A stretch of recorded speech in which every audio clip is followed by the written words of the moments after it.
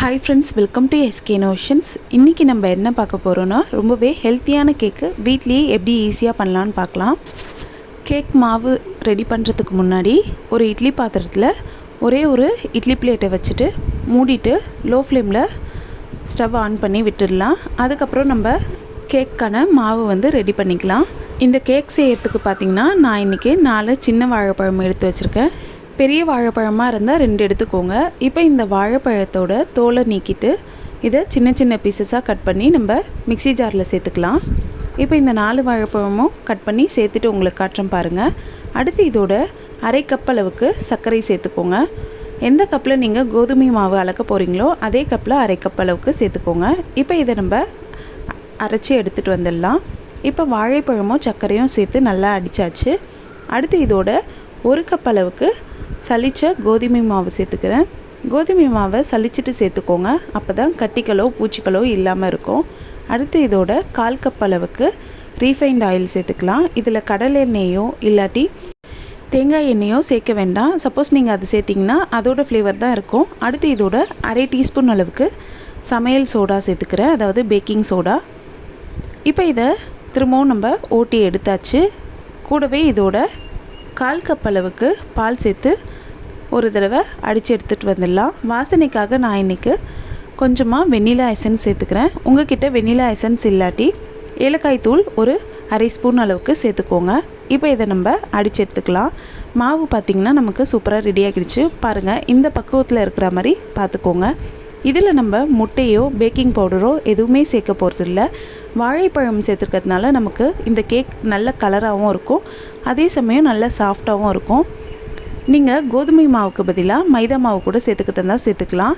இப்போ வீட்டில் இருக்கக்கூடிய ஒரு 2 கிண்ணமும் 2 டம்ளரும் நான் எடுத்து வச்சுருக்கேன். இது பார்த்திங்கன்னா எல்லார் வீட்லேயுமே இருக்கும், அதனால் எல்லாருமே இந்த கேக்கை ஈஸியாக செய்திடலாம்.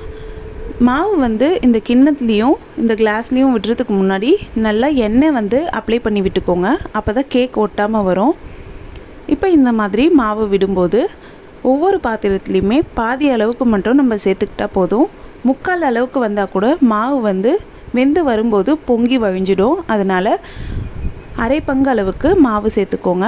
இந்த மாதிரி சேர்த்துட்ட பிறகு 1 டைம் இந்த மாதிரி நல்லா தட்டி விட்டுக்கோங்க, அப்போ தான் நல்லா ஈவனாக வரும்.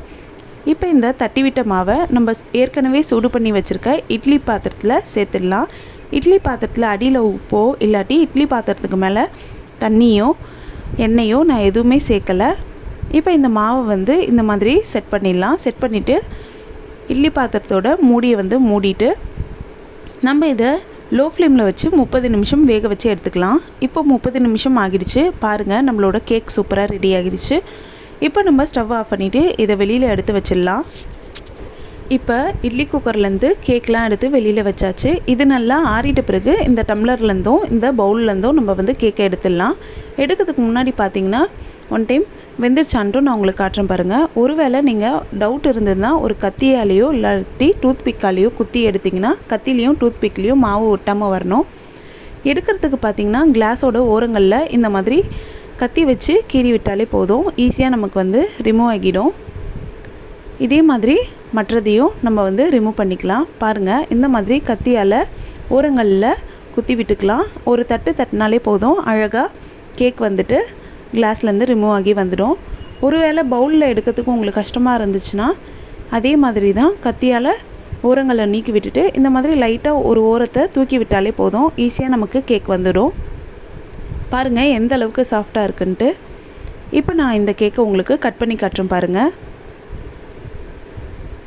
நல்ல சூப்பரான சாஃப்டான ஈஸியான கேக்கு. இந்த மாதிரியும் நம்ம வீட்டில் செய்து பார்க்கலாம். குழந்தைங்க ரொம்பவே விரும்பி சாப்பிடுவாங்க, ஹெல்த்தியும் கூட. நம்ம இதில் பேக்கிங் பவுடரும் சேர்க்கல, அதே சமயம் மைதா மாவும் சேர்க்கல. அதனால் கண்டிப்பாக இந்த ஹெல்த்தியான ஈஸியான கேக்கை நீங்களும் செய்து பாருங்கள். இந்த வீடியோ உங்களுக்கு பிடிச்சிருந்தால் லைக் பண்ணுங்கள், உங்கள் ஃப்ரெண்ட்ஸோடு ஷேர் பண்ணுங்கள், அண்ட் எப்படி இருந்துச்சுன்னு கமெண்ட் பண்ணுங்கள். நம்ம சேனலை ஃபஸ்ட் டைம் பார்க்குறீங்கன்னா மறக்காமல் சப்ஸ்கிரைப் பண்ணுங்கள். தேங்க்ஸ் ஃபார் வாட்சிங் ஃப்ரெண்ட்ஸ்.